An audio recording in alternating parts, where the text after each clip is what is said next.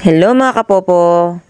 Ito na naman tayo for today's video ay meron na naman akong isi-share sa inyo na tips and tutorial about sa ating Popo apps. Ayan, kasi habang nag-GYC tayo is meron na naman ako na-discover at pumasok na naman sa isip ko na kailangan natin tong i-share sa mga newly member ng Popo. Kasi tulad ko, nung bago pa lang ako is na-experience ko din to at kung mapapanood nyo to, habang bago ka pa lang, is maano mo na agad, maiwasan mo na agad para hindi ka ba ma-disappoint, 'di ba? Kasi pag nangyari pa sa iyo to, mapanghihinaan ka ng loob. For sure talaga. For sure talaga. Kasi na-experience ko to tapos sobrang na-disappoint ako. Pero yun nga, kaya gusto kong i-share ito sa inyo para habang bago pa kayo is ma-aware na kayo sa mga ganitong mga problema. Ayan, punta tayo sa sa isang panel, sa solo live or sa party live para ipakita ko sa inyo kung ano yung sinasabi ko ba. Pero bago natin umpisahan yung tips and tutorial na gusto kong i-share sa inyo, is paki-click na lang po yung subscribe and click nyo na rin po notification bell para po makita po natin na nag-i-improve or marami pong nakaka-views ng ating mga videos. Kasi, di ba, pag nakita ko na marami pong mga views yung ating mga video tutorial is mas magaganahan po tayo mag-upload ng mga updated dito sa ating Popo Livestream apps. Okay, kung nakasubscribe ka na, is continue na natin. At sana nakapag-subscribe ka. Ayan, punta tayo sa party live or solo live. Pero dito na tayo sa party live.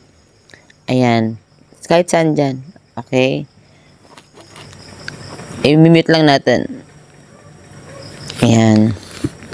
Ito tayo mga kapopo. Ito yung gusto kong i-share sa inyo. Ito ba? Wait lang nga. Naglo-loading pa. Mahina pang ating internet. Ayan. Mapapansin nyo ito mga kapopo. Itong box sa baba. Di ba minsan, madalas natin ino-open yan, lalo na pag nag-GYC tayo. Lagi natin yan ino-open para makita kung nadadagdagan yung coins natin. Kung kung bago ka pa lang at hindi mo pa na-experience yung mag-GYC, ay may experience mo rin yan pag tumagal-tagal ka. At kung gusto mo na rin malaman kung paano nga yung GYC, meron tayong video tutorial dyan sa ating channel. Alokayin nyo lang yung mga videos dyan na pwedeng makatulong sa inyo, lalo na pag baguhan pa lang kayo. Ayan, continue na natin ulit. Itong box na to, kasi malamang may experience nyo to pag hindi pa kayo naging aware. Ayan, pag click nyo kasi ito mga kapopo, ayan di ba, check mo yung coins mo. Ito sa baba, ayan. Ngayon, mga kapopo, is nakalagay siya sa gift. Nakita nyo to? Ayan nakaklik siya sa gift. Ayan. Ayan mga kapopo. Karamihan dito sa host sa Popo is na talagang nagkakamali ng pag-send. Kasi 'di ba ayan di ba ulitin ko balik ulit.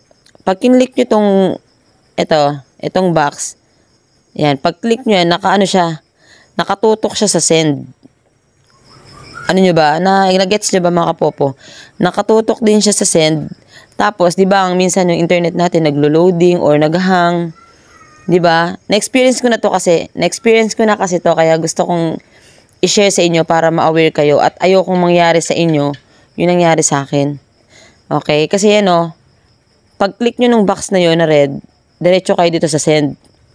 Dahil nakatutok yan dito sa 500 na beer, pag nagkamali kayo na napindot nyo ng double click yung box, tapos hindi nyo napansin na naklik nyo na pala yung send, matik yung 500 nyo, halimbawa lang kasi kunyari lang, malaki yung coins nyo, halimbawa ng tulad na sa akin, 2,700.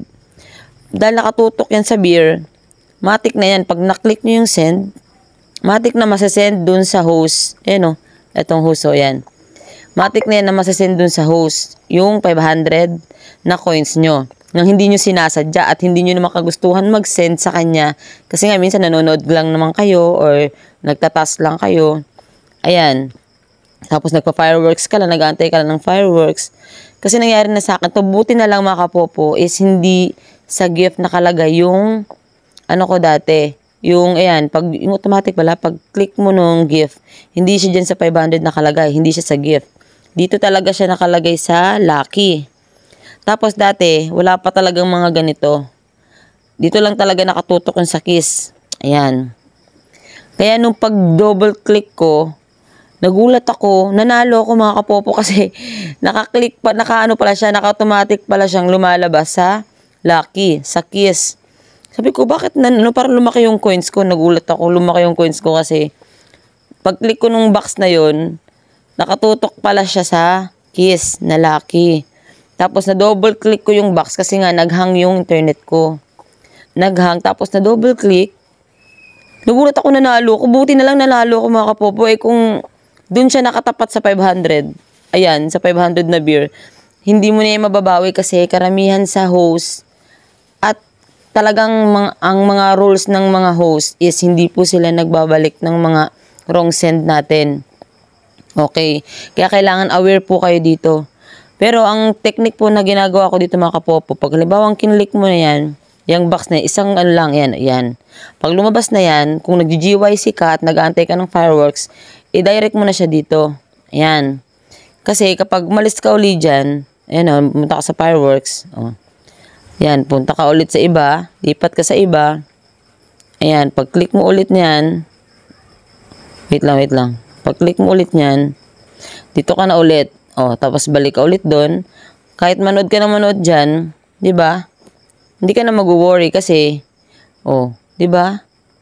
Kahit ma-double send mo yan, hindi mo yan agad-agad masisend, Kasi may bayad na yung pagsisend nun. May confirmation ba? Hindi ka matatakot. Pero kung hindi ka nakatutok doon, ayan, pag hindi ka nakatutok dito, at dito ka sa Lucky or sa gift, doon, mabuboom ka mga kapopo, magugulat ka na, mababawasan na yung coins mo. Okay sana kung sa Lucky yung nakatutok. Ayan. Or, sobrang laki, 2.4 yan mga popo. Yung coins ko, 2.7. Pag na-click ko yan agad, 2.4. Pero may chance kang manalo, pero hindi ko alam. Kasi, hindi talaga ako swerte. Hindi talaga ako swerte sa Lucky na to Pero, malay mo lang, bumalik, diba? Dito, natsambahan ko lang yun tsamba-tsamba lang, tsamba-tsamba, ganun. Yung kanta nga ni Alex, diba? Tsamba-tsambe. Ganun lang yun. Yun lang, yun yung tips ko sa inyo mga kapopo. Once na nag-GYC kayo, kailangan mag-ingat na kayo kasi ayokong maranasan nyo yung na-experience ko. Sayang kasi, tapos hindi mo naman mababawi, di ba?